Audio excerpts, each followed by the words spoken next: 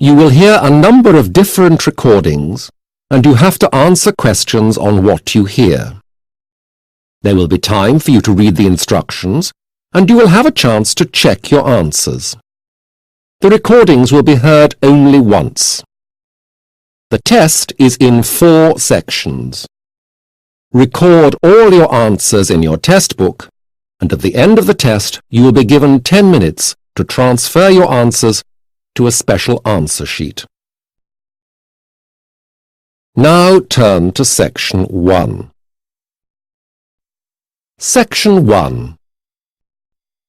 You will hear a guide introducing tourists to the Red River Festival.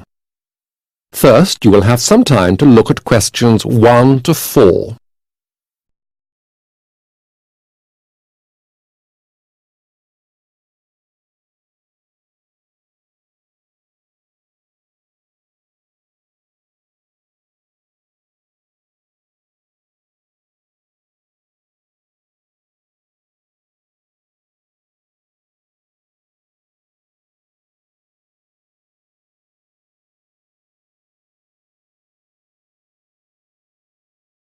You will see that there has been an example written for you. On this occasion, only the conversation relating to the example will be played first. Now, as I'm sure you know, the Red River Festival, that is the Red River International Music and Arts Festival, to give it its full name, is on while you are here. And I'm sure I speak for all the inhabitants of Red River in inviting you most cordially to attend. The festival is about arts and music, so answer C has been circled. Now we will begin. You should answer the questions as you listen, as you will not hear the recording a second time. Listen to the talk carefully and answer questions 1 to 4. The festival takes place over a long weekend. That is, it starts on the Friday afternoon and runs until Sunday evening. Normally, the festival would take place on the 4th of July, the same day as American Independence Day, but this year we've rescheduled it for the 4th of August. Now, you can buy tickets for this festival either by the day or for the whole festival. The second option is cheaper, although of course not everyone can attend for the whole time. A day's ticket is $10, and it's $25 for the whole festival. That's very good value. If you want tickets, you're advised to get them early, because there are always more visitors than tickets. Space is limited, so buy early. You can get them direct from the festival organizer's headquarters, the festival office, and I'll give you that address later, or you can get them from any of our 3 post offices or one of the many bookshops in the town. Last year, we issued them from tourist advice centers and the town hall, but this year it was decided to limit the number of outlets to cut down on administrative costs. Before the talk continues, you have some time to read questions 5 to 10.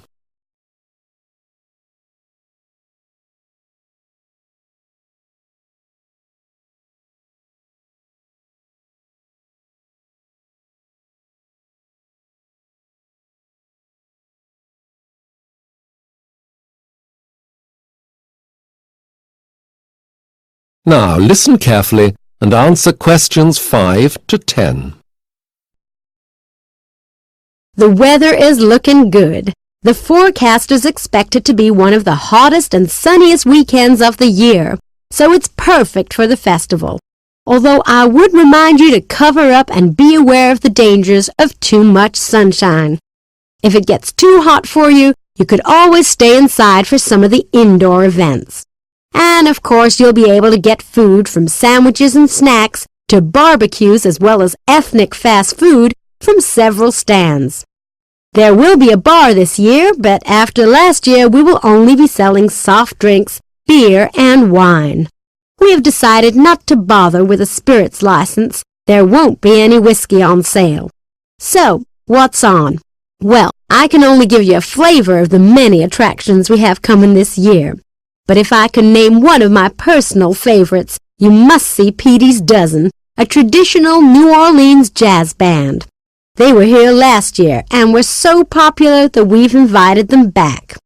If you like classical music, we've got a string quartet from Poland, appropriately called Strings, playing classical favorites.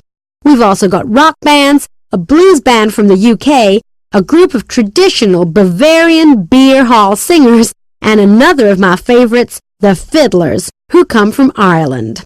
Their special brand of folk music is popular all over the world. Moving on then to other attractions in the Red River area. For children, there's lots to do and see, from museums to theme parks. That is the end of section 1. You will have half a minute to check your answers.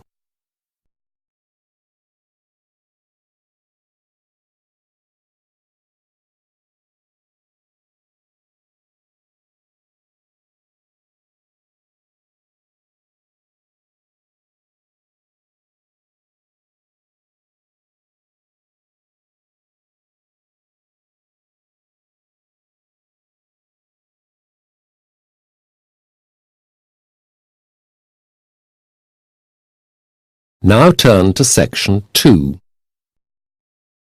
Section 2. You will hear a man and a female bank employee talking about getting a loan. First, you have some time to look at questions 11 to 16.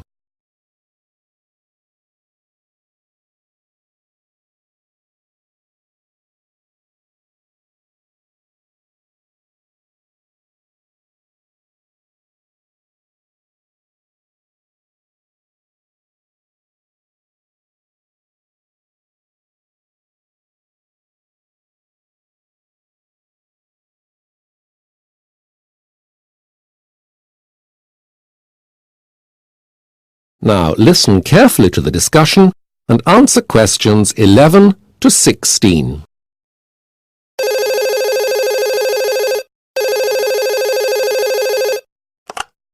Good afternoon. County and District Bank Customer Services. Can I help you? Hello? I need to speak to someone about getting a loan, an overdraft. Yes. Perhaps I can help you. Do you bank with us, sir? Yes, my name is Mick O'Drew. Sorry, sir, your surname is? O'Drew. Mick O'Drew. But my full name is Michael. And can I have your account number, please, Mr. O'Drew? Yes, it's 39261916. That's fine. Now, I just need to confirm some details for security reasons. What is your address? It's 24 Kilverton Drive. That's in Chalvey. That's Chalvey. The postcode is SA39ER. And your telephone number? 0458 88320. And can you tell me your date of birth, Mr. O'Drew? Yes, it's 23rd of February 1967. Thank you. Now, there are some gaps in your file here. I don't seem to have an address for you at work. No, when I joined your bank, I didn't have a job. Ah. But I do now. I work for Calver Engineering. That's in Carbury. The address is 30 Works Yard, Carbury. Could you repeat that? Works Yard. WORKSYARD. It's 2 words. Right. Thank you. Do you have a work telephone number where we can contact you, please? Yes, it's 0912 79509. 7509? No, it's 79509. Oh, right. Thank you. How long have you been there, Mr. O'Drew? I started in 1998. Okay, that's fine. And can you tell me your current salary, please? Well, I'm not sure exactly, but it's about £18,000. You now have some time to look at questions 17 to 20.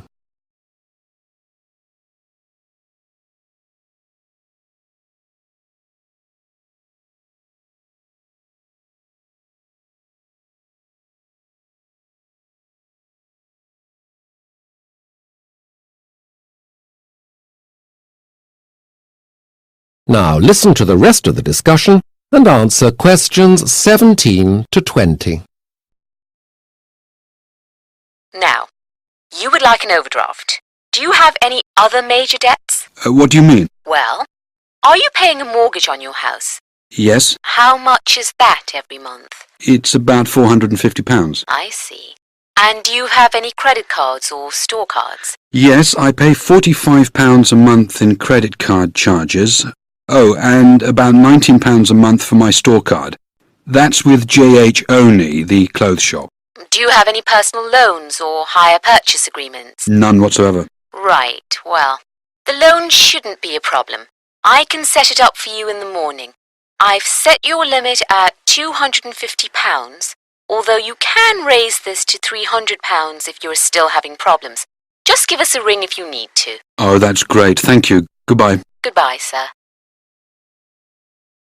That is the end of section 2. You will have half a minute to check your answers.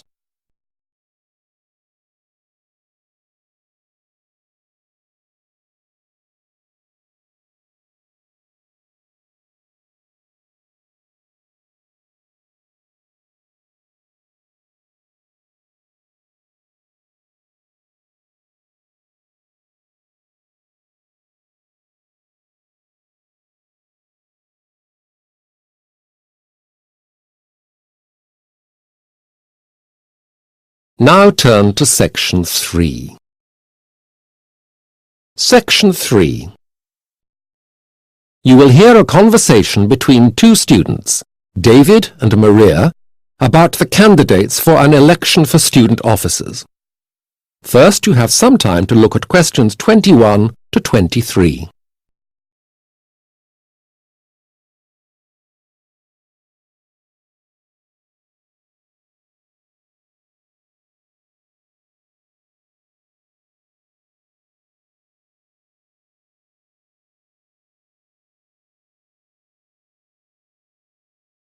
Now listen carefully to the conversation and answer questions 21 to 23. Hi, Maria. Have you voted yet? Oh, hello, David. What did you say? Have you voted yet? You know, in the student union elections. Well, no. I mean, they've only just released the names of the final candidates. The first round elections were only held last week. But I voted already. Yes, but that's the first round. You know how this works, don't you? Well, not exactly. I mean, I thought you just voted. It's pretty simple, but it's made more complicated because this university has 4 colleges, not just one. Each college can have many candidates for each post. These are reduced to a logical number. Then the real voting takes place. So what did I vote for last week? That was the first round, like I said. You voted for the candidates for Peterborough College, that's all. There are also candidates from the other 3 colleges. Oh, I see. Well, there are 7 positions to apply for in the union, although 2 of those are dealt with later in the year. That's the president and the vice president. Anyway, each college sends 1 candidate on to the second round, so that's 4 in all for each post. In other words, it's 20 candidates. That's quite a lot. it isn't when you think that there are 14,000 students at this college. No, I suppose not. Can they all vote? Yes, part-time and full-time students. Everyone. But most don't. Only about a quarter of those eligible to actually bothered. You now have some time to look at questions 24 to 30.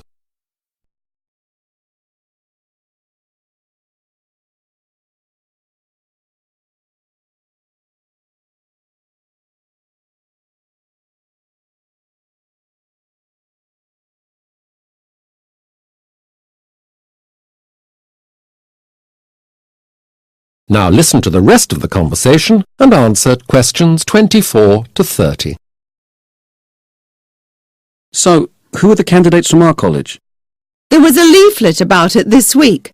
Some of the students stood as candidates for several posts before the final ones were selected. I think Jenny de Groot is standing for Women's Officer.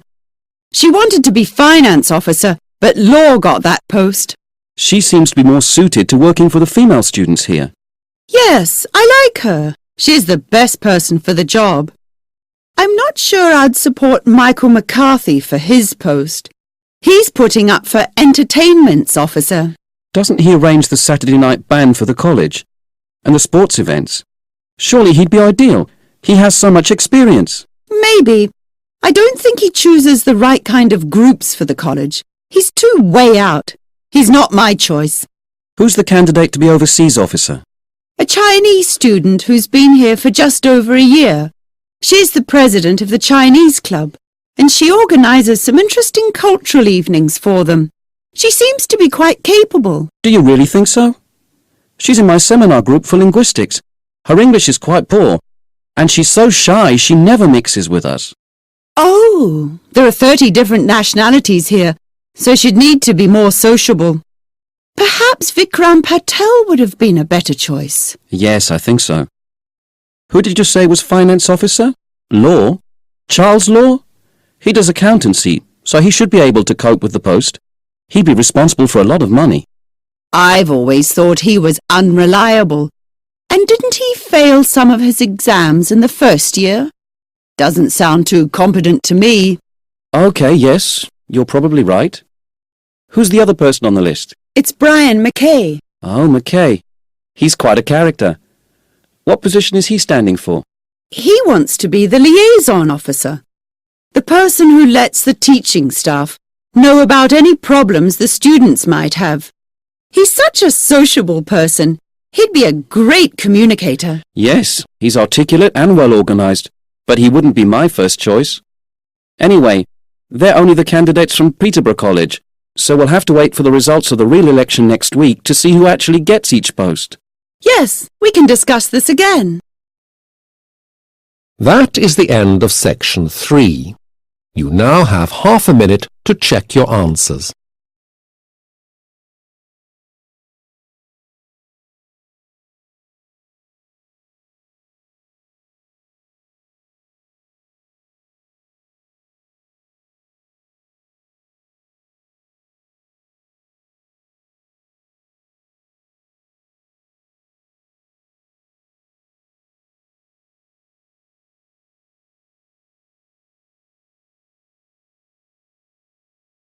Now turn to section 4. Section 4. You will hear a lecturer giving a talk on languages. First, you have some time to look at questions 31 to 40.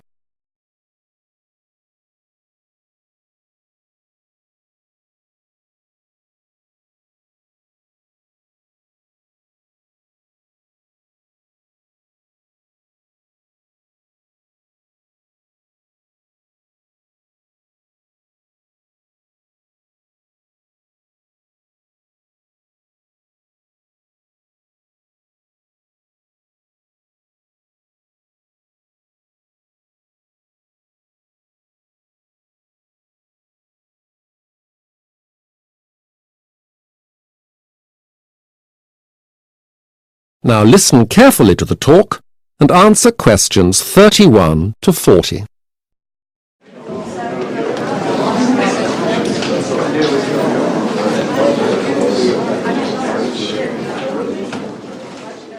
Thank you all for coming. Are we all here? Right, well, let's begin. This lecture, as you know, is the third in our course, Introduction to Linguistics. Today, we'll be looking at a variety of different languages, not any one specific one, and we'll be looking especially at languages which can help us understand how both language and languages evolve.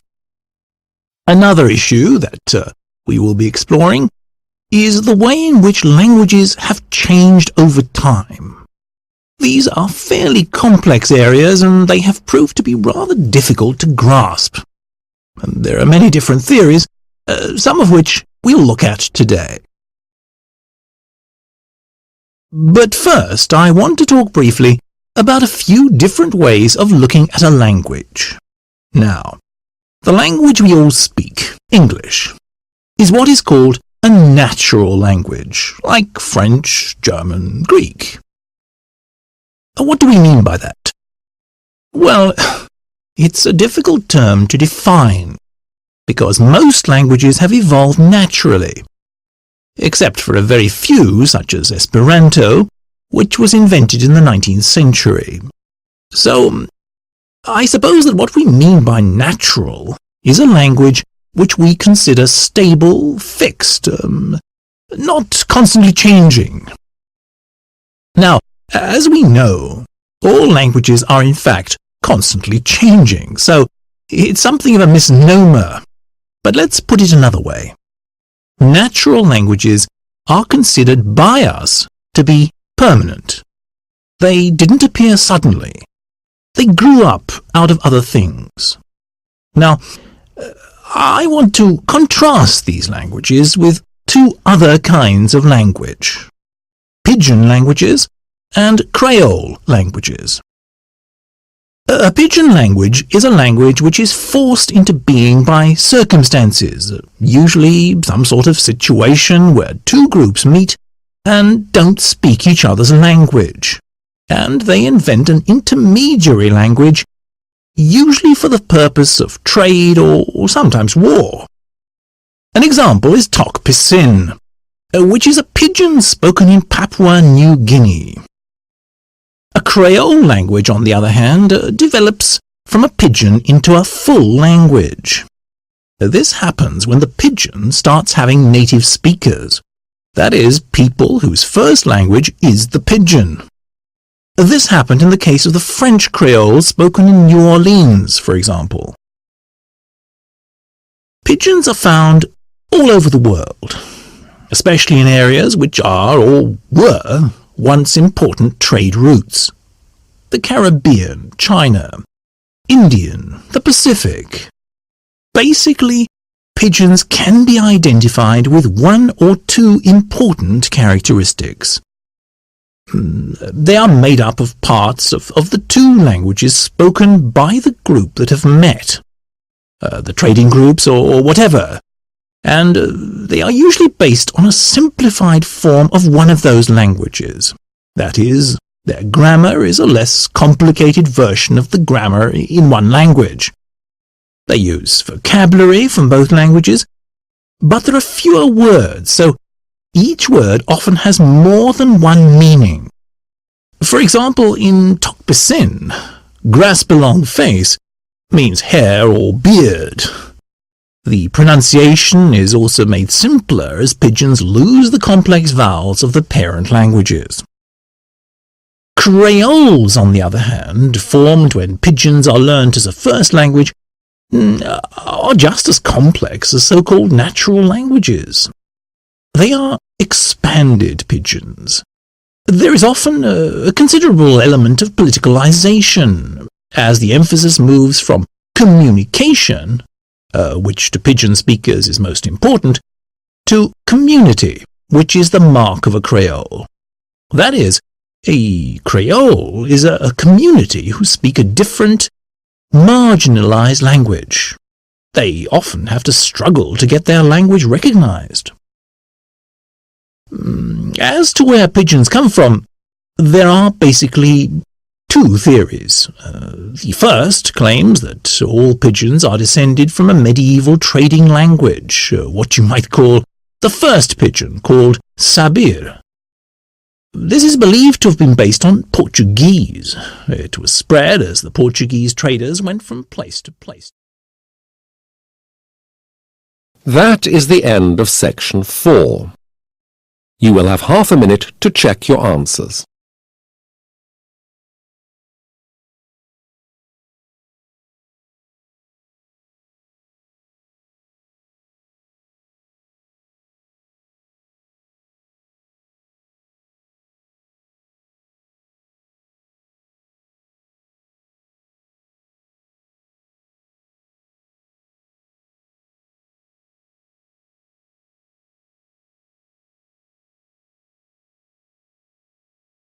That is the end of the listening test.